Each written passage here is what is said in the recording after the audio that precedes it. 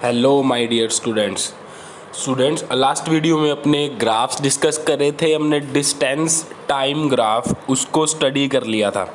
उसके जो तीनों केसेस थे, तीनों सिनेरियोज हमने देख लिए थे कि पार्टिकल अगर रेस्ट पे हो, सेकंड हमने बोला था पार्टिकल अगर यूनिफॉर्म मोशन कर रहा हो मतलब यूनिफॉर्म वेलोसिटी से चल रहा हो, और थर्ड था जब वो नॉन यूनिफॉर्म वेलोसिटी से चल रहा हो।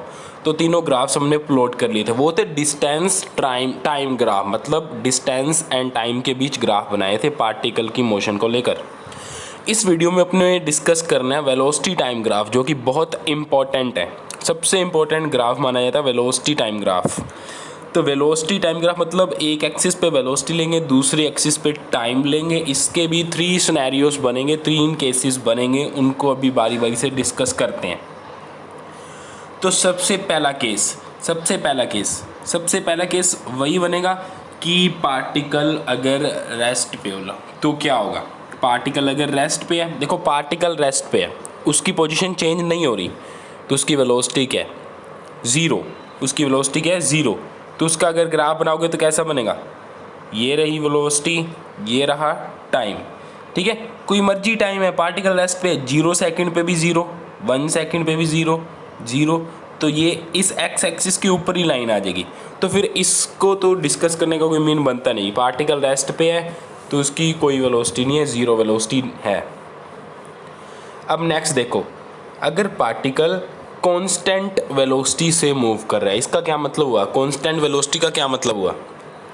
कांस्टेंट वेलोसिटी का मतलब कि एक बार जो वेलोसिटी कर दी उसके बाद वेलोसिटी चेंज नहीं करनी। जैसे सपोज़ मैं बाइक चला रहा हूँ, मैंने 40 किलोमीटर पर आवर अपनी वेलोसिटी कर दी बाइक की, तो वो 40 किलोमीटर पर आवर पे ही मेंटेन कर दी मैंने, कि ना तो वो 39 हो रही है ना 41 हो रही है, ना तो मैं वेलोसिटी बढ़ा रहा हूँ ना कम कर रहा हूँ।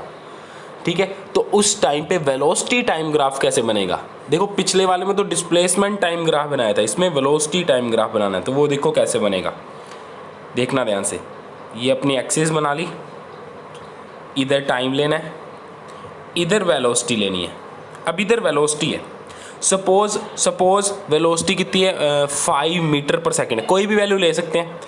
तो t इक्वल्स टू 0 सेकेंड पे, मतलब शुरू में जब आपने रीडिंग लेना शुरू की, तो सपोज़ ये 5 है, तो पहला पॉइंट कहाँ मिलेगा हमको, यहाँ पे, ये पहला पॉइंट मिल गया।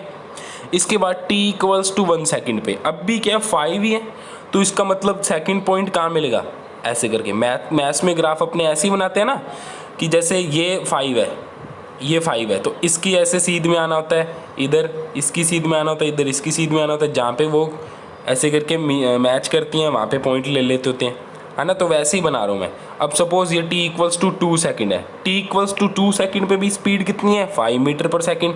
तो नेक्स्ट पॉइंट कहाँ मिलेगा हमको, ये इसकी सीध में आ जाओ, ये इसकी सीध में आ जाओ, तो यहाँ पे मिलेगा। ठीक है, ये डैश डैश करके ये वाली लाइंस दिखानी है, यहाँ पे मैं थोड़ा दिखा नहीं पाया। तो इसका मतलब ये 3 पॉइंट्स मिले, इन सभी पॉइंट्स को कनेक्ट कर दो तो आपको क्या मिलेगी, स्ट्रेट लाइन। तो इसका मतलब जब पार्टिकल कांस्टेंट वेलोसिटी से मूव कर रहा होता है तो हमको एक straight line, straight horizontal line मिलती है। ठीक है, अब नेक्स्ट, ये तो हो गया जब पार्टिकल की वेलोसिटी कांस्टेंट हो। अब देखो, अब सपोज पार्टिकल एक्सेलरेटेड मोशन कर रहा है। एक्सेलरेटेड मोशन का मतलब पार्टिकल की वेलोसिटी चेंज हो रही है। एक्सेलरेशन पढ़ा था हमने, एक्सेलरेशन क्या था, एक्सेलरेशन था rate of change in velocity, मतलब 1 सेकंड में कितनी वेलोसिटी चेंज हो रही है उसको बोलते हैं एक्सेलरेशन। अगर पार्टिकल एक्सेलरेटेड मोशन करे तो उसके पास एक्सेलरेशन है। अगर एक्सेलरेशन है तो हर सेकंड उस पार्टिकल की वेलोसिटी चेंज हो रही होगी। अब एक्सेलरेशन वाले केस को भी अपने 2 केसेस में आगे डिवाइड कर सकते हैं। पहला कि अगर एक्सेलरेशन कांस्टेंट हो, और दूसरा अगर एक्सेलरेशन कांस्टेंट ना हो के वेरिएबल हो। इसको ध्यान से देखना, सुनना, खुद सोचना।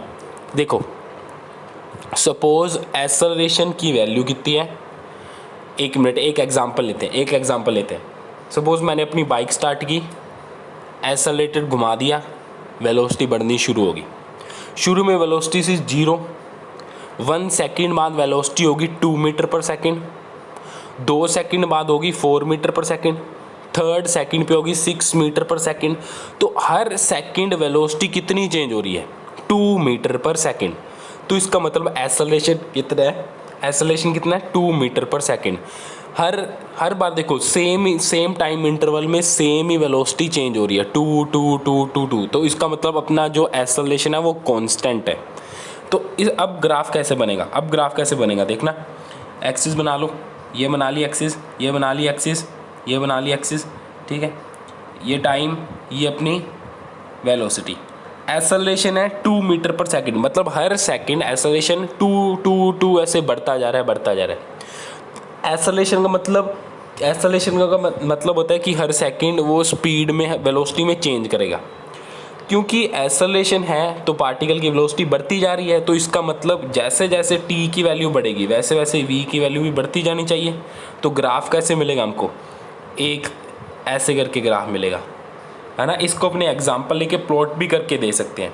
एग्जाम्पल कैसे, जैसे ये एग्जाम्पल ले रखा है देखो हमने, ये देखो ए वाला केस देखो, ये वाला केस देखो, इसमें एग्जाम्पल ले रखा है जैसे हमने t इक्वल्स टू 0 पे वेलोसिटी 0 है, t इक्वल्स टू 1 पे 2 है, t इक्वल्स टू 2 सेकंड पे 4 है, t इक्वल्स टू 3 सेकंड पे 6 है। हर सेकंड वेलोसिटी चेंज हो रही है, हर सेकंड वेलोसिटी चेंज हो रही है, इसका मतलब ये एक्सेलरेटेड मोशन कर रहा है। फिर उसके बाद में ग्राफ्स पे मैंने पॉइंट ले लिए 0 1 2 3 4, और इधर भी वाई एक्सिस पे भी 0 1 2 3 4, और ग्राफ्स तो आपको प्लॉट करने आते ही हैं, पॉइंट ड्रॉ किए, उन सबको मैच कर दिया, तो ये हमारे पास आ गया velocity time graph for uniform accelerated motion. अब इसके बाद नेक्स्ट जो केस है उसमें क्या है कि अगर एक्सेलरेशन कांस्टेंट ना हो, इसका क्या मतलब हुआ, देखो एग्जांपल से समझना। सपोज बाइक शुरू की मैंने, शुरू में वेलोसिटी 0 थी, 1 सेकंड बाद 2 मीटर पर सेकंड होगी, 2 सेकंड बाद 5 मीटर पर सेकंड होगी, ठीक है। मतलब पहले सेकंड में कितनी वेलोसिटी चेंज हुई, 2 मीटर पर सेकंड। तो इसका मतलब पहले सेकंड में हमारा एक्सेलरेशन कितना था, 2 मीटर पर सेकंड स्क्वायर। फिर दूसरे सेकंड में कितनी वेलोसिटी चेंज हुई, दूसरे सेकंड में 2 से 5 होगी, मतलब चेंज कितना आया, 3 का चेंज आया, 3 का चेंज आया। तो इसका मतलब हमारा एक्सेलरेशन तब क्या होगा, 3 मीटर पर सेकंड स्क्वायर। इसका मतलब पहले सेकंड में एक्सेलरेशन था 2 मीटर पर सेकंड स्क्वायर, दूसरे सेकंड में हो गया 5 metre per second square. It means acceleration तो है इस बार, लेकिन एक्सेलरेशन खुद चेंज हो रहा है, तब ग्राफ कैसे बनेगा।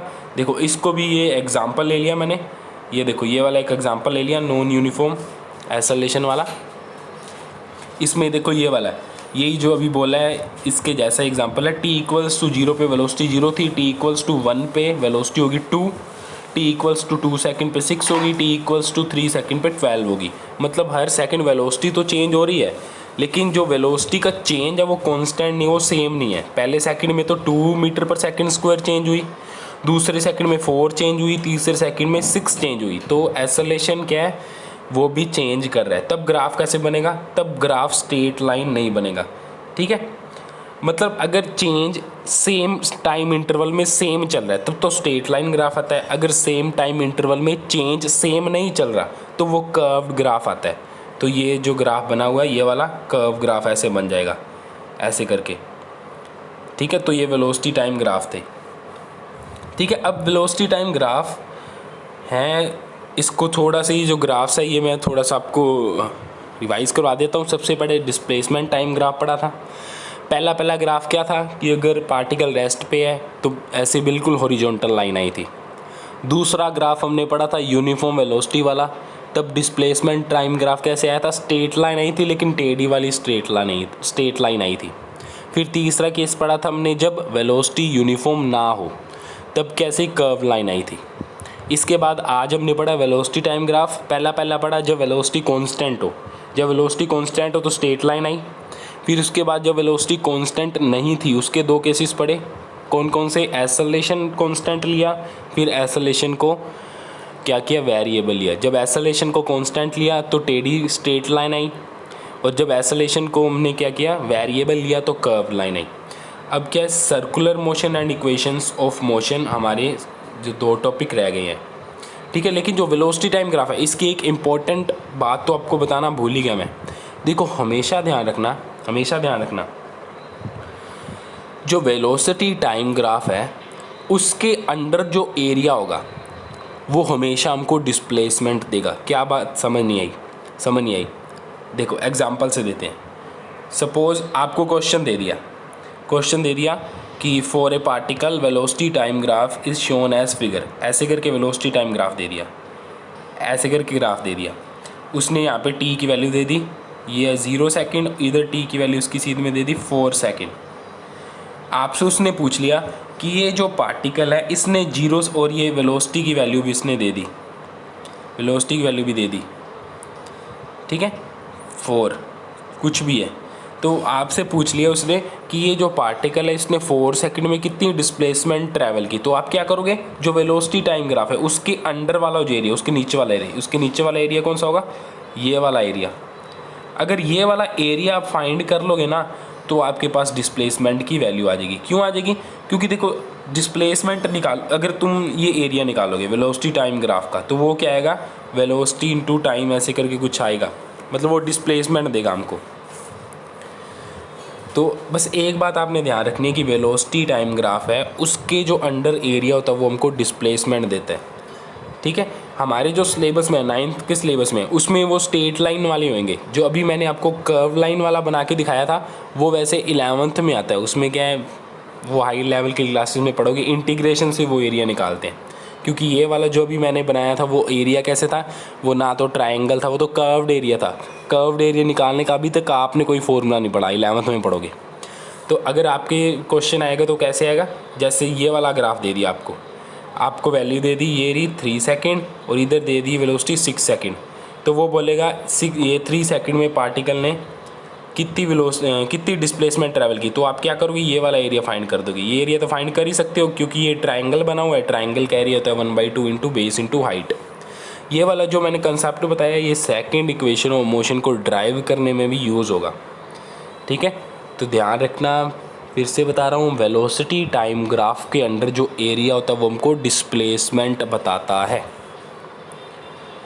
ओके, कोई डाउट हो तो ज़रूर पूछ लेना मेरे से, कोई हेजिटेशन मत करना, दोबारा बता दूंगा।